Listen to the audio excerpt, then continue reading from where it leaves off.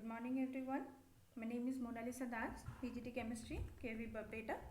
I'm here with my third video of solid state. In my first video, I have discussed about the classification of solids, and in the second, we have discussed about the classification of crystalline solids. Now, in this video, I'm going to discuss about crystal lattice. I think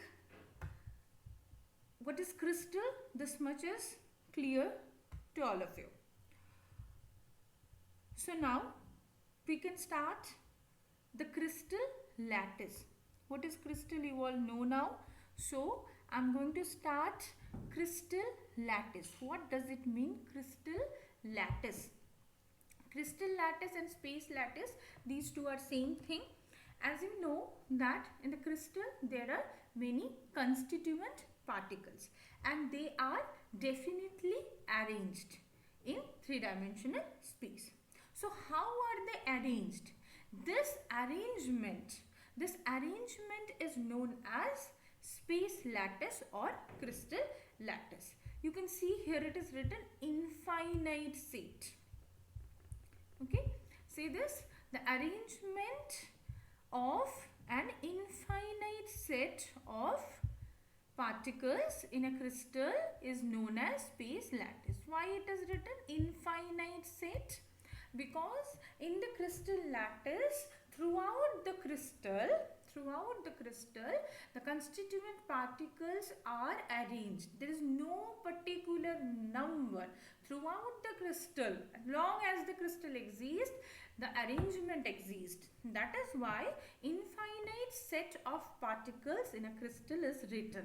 Okay, and crystal lattice and space lattice, these two are same thing.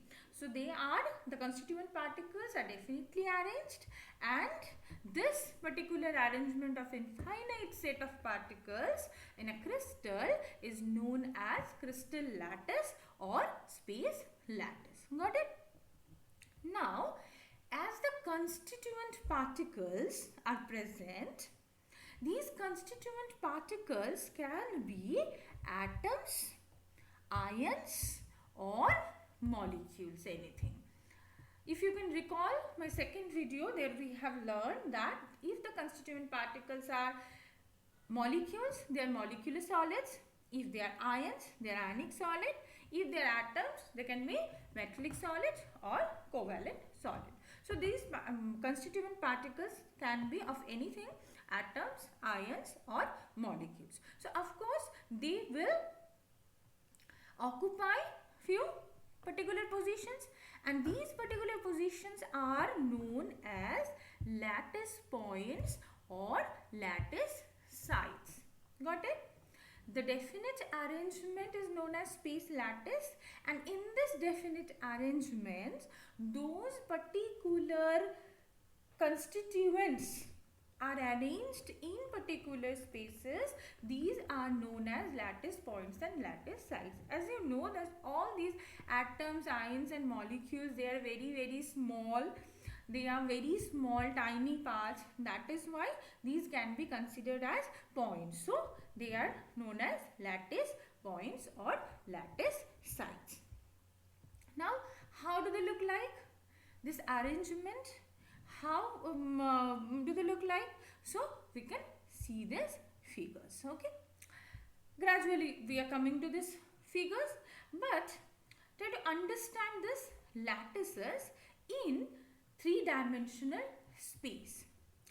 Though the actual figures are three-dimensional lattice, but for your easy understanding, I am giving few examples of one-dimensional lattices and two-dimensional lattices. One-dimensional lattices, that means this constituent particles will be regularly arrangement in one dimension. One dimension means either x or y or z. Okay, you can take the example of lamp post in a road.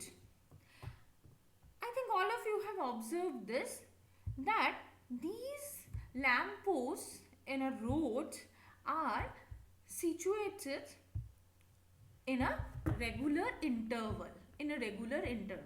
So if I consider that these all points are the constituent particles, and if they are regularly arranged in one line, then these can be called as one-dimensional lattice. It has to be regular.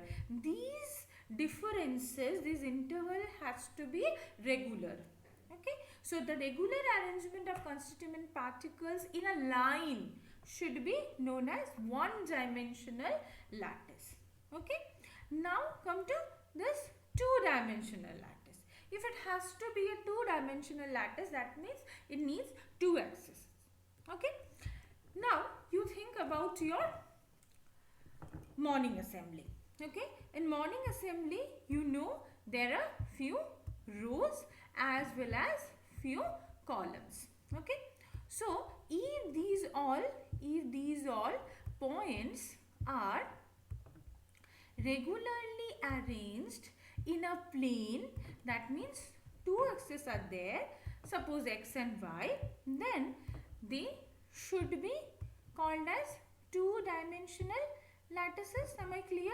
Because you see that in this axis it has a regular arrangement, as well as in this axis also, as well as in this axis also it has a regular arrangement.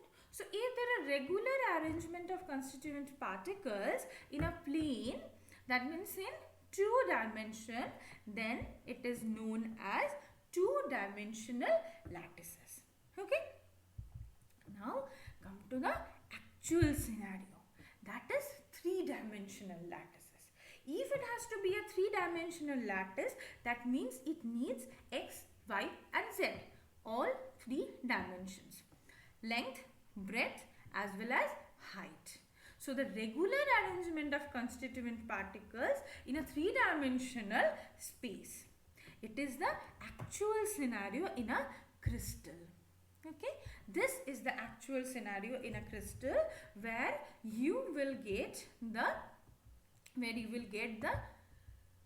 regular arrangement in this direction as well as in this direction and in this direction. So if there are regular arrangements in all three dimensions, then it is three-dimensional lattice, which is actually present in a crystalline solid.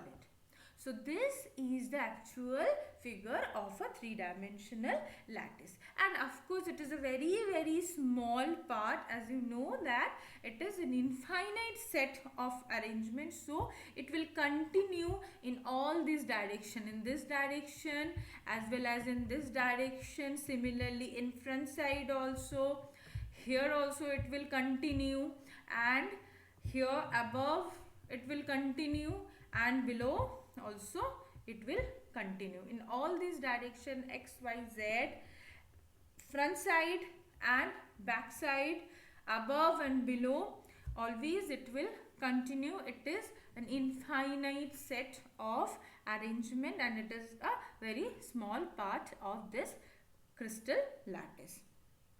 Okay, now we will come to the next slide, that is unit cell. I think it is clear what is crystal lattice. Now I am coming to unit cell. What is an unit cell? As you know, it is infinitely extended. So, and as it is a regular one, so a very small part, the smallest part is repeating here.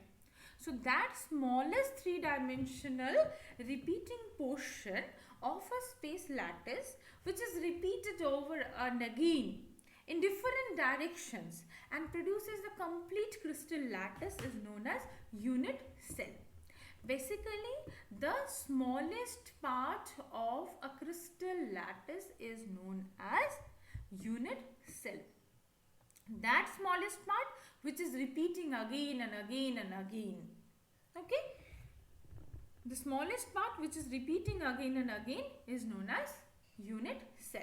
Try to understand with this figure, if this is the crystal lattice, you see this particular cubic portion, this portion is repeating everywhere. This portion is repeating everywhere. So I can consider this is the unit cell. Similarly, you see this one is another unit cell. Here you can see here another unit cell. Are you getting my point? Okay. At the back side again 1, 2 and 3. So how many cells are there? Can you count it? Can you count it? Here are how many cells? 1. You see these all.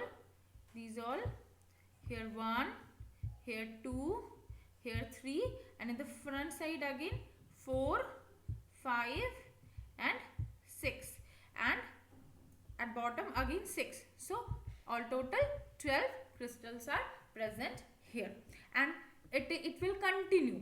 It will continue in the z direction above and below. This will continue in the x direction, right hand side as well as left hand side. It will continue in according to this y direction, front side, and at the back side this will continue. Okay, so the smallest repeating portion is known as unit cell of a crystal. Okay, now come to the next slide. Types of unit cell. Okay, there are few types of unit cell. What are they? First one is primitive unit cell. Primitive unit cell means unit cells having the particles only at the corners. Unit cells are having the particles only at the corners. And non-primitive unit cell means the points or the particles are at the corners as well as at some other positions also. Okay, I will discuss this with figure. Non-primitive unit cells are again of 3 types: body centered, face centered and end centered. Let's see this with figure. Simple or primitive unit cell. Primitive unit cell means in this unit cell the points or the particles are only at the corners. You see, in a cube there are 8 corners, you know, and the particles are present only at the corners. Okay, there are no other points at any other places. So this is a simple or primitive unit cell. Now the non-primitive unit cells. Non-primitive unit cells are of 2 types: body centered, face centered and end centered. First one, body centered. In this non-primitive unit cell, the points are at the corners as well as at some other places. They are of course at the corners, but with that few are at some other places. So what will happen in case of body centered cubic cell? In case of body centered unit cell, the points are at the corners. You see 1, 2, 3, 4, 5, 6, 7 and 8. Okay, here also it will be a figure. You see here it is very much clear, 8. Okay, and 1 is at the center within the body. This is not at the face. You see, this is at the center. 1 is at the center of the body. One point or one particle is at the center of the body. That is why the name is given body centered cubic unit cell. You see the 3-dimensional figure. Here it is cut. Okay, it is a cross-sectional figure. So you can see that, as you know that this is the smallest repeating part, so of course here also you have few other unit cells. So this atom, this total atom is a part of another unit cell also. So if you want to take one unit cell, then a part of it will come only. Okay, but you see at the body, this one, this particular atom is totally within the body. This particular atom is totally within the body. So this is body center cube. These all particles are not only the part of this unit cell, but also the part of other unit cells which are adjacent to this. But this one is within the body, so as a whole this one is here. So this is the cross sectional figure. So main thing is, in body centered cubic lattice, it has points at all the corners as well as at the body center of the cube. Okay, now come to the second type, that is face centered cubic unit cell. Okay, face centered cubic unit cell. What is it? Here also again, all these 8 corners have 8 atoms. At the same time, what is written here? Face centered. Face centered means there are particles or points at each face. You see, this is the first one. In this face, how many faces are there? 6 faces. So this is the first one, and at the bottom you see this one.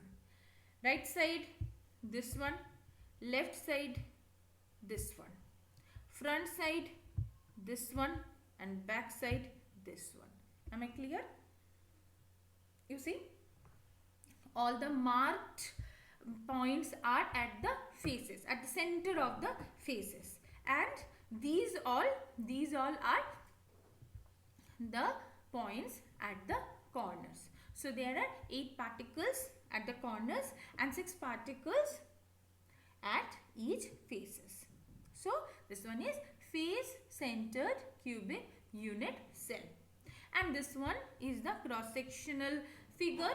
As you know that these all atoms are not only the part of this unit cell, but also the part of many other adjacent unit cell. So we are getting a little part of this for each unit cell, and as this one is at the face, that means this is the part of this unit cell, as well as here above you will have another unit cell. So this particular point is the part of both the unit cells. That is why this is also half. Okay, so this is face centered cubic unit cell. Now come to the next type, that is end centered unit cell.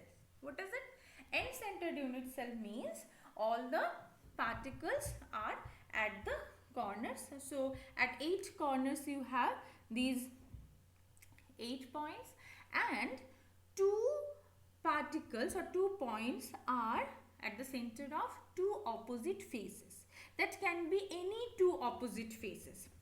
Here it is shown the above one and the below one, but as these are identical, so this can be this one, left side and right side, or front side or back side, anything. Okay, so there will be 2 extra atoms at the faces of 2 opposite faces, at the center of 2 opposite faces. So this is end centered unit cell. Okay, so see this once again, types of unit cell. Unit cells can be classified into primitive unit cell and centered unit cell. Centered means how many types? Body centered, face centered, and end centered.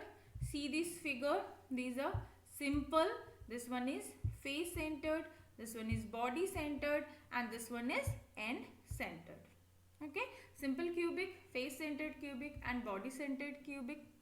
I have given many pictures so that this should be very clear to you. There should not be any kind of confusion in these types of unit cells, because it is very important for the upcoming video. This are the three-dimensional figure. You see the three-dimensional figure is given here, the whole atoms, and here it is a cross-sectional figure given. So I hope these are clear to you. Come to the next part. Crystal system. You see, this unit lattices can be characterized by few things. What are they? These are the lengths. These are the lengths. You see, this one, the length is given, written as A. This length is written as B. This length is written as C. And you see the bond angles. This bond angle is alpha. This bond angle is beta. And this bond angle is gamma. So, the characteristic parameters of a crystal is these three bond lengths A, B, C, and the angles alpha, beta and gamma.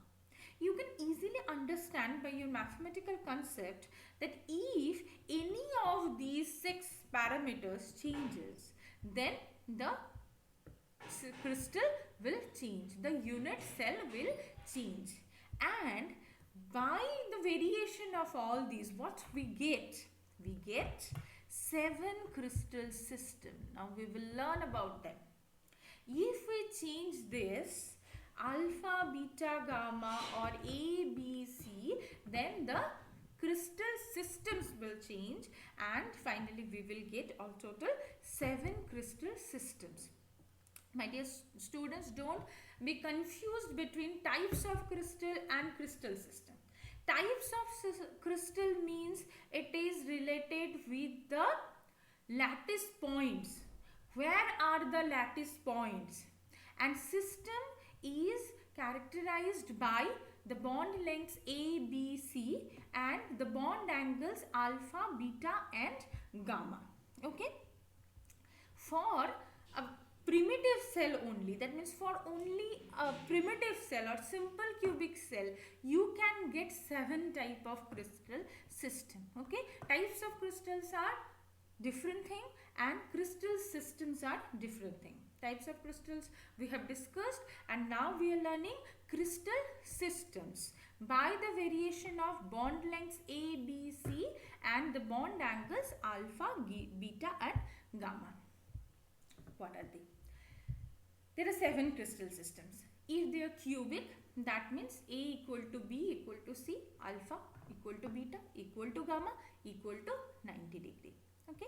Now, if tetragonal, that means A equal to B but not equal to C. This parameter is changed, but the parameter of bond angle remains same. Similarly, in orthorhombic, again bond angles remain same, but A not equal to B, not equal to C. Rhombohedral, A equal to B equal to C, but this alpha equal to beta equal to gamma but not equal to 90 degree. So you can see that if we change these all, then we are getting different types of crystal systems. How many crystal systems? 7 crystal systems.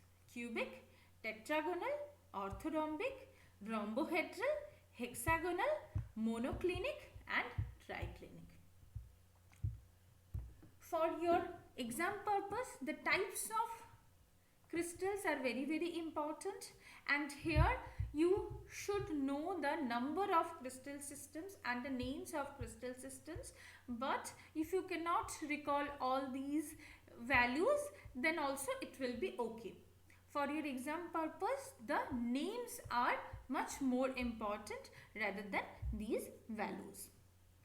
But at least you should recall that how many types of crystal systems are there. So for your better understanding, again I have separated this, that these 7 are crystal system and these are the types of unit cell.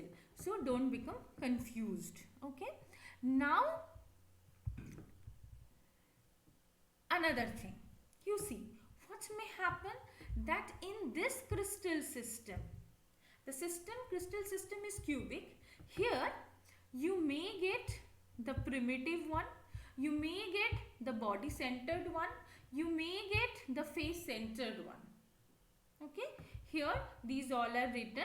P means primitive, I means body centered, F means face centered, and C means end centered. Here these all are written. What happens? Naturally, in these all crystal systems, in these 7 crystal systems, these types are found.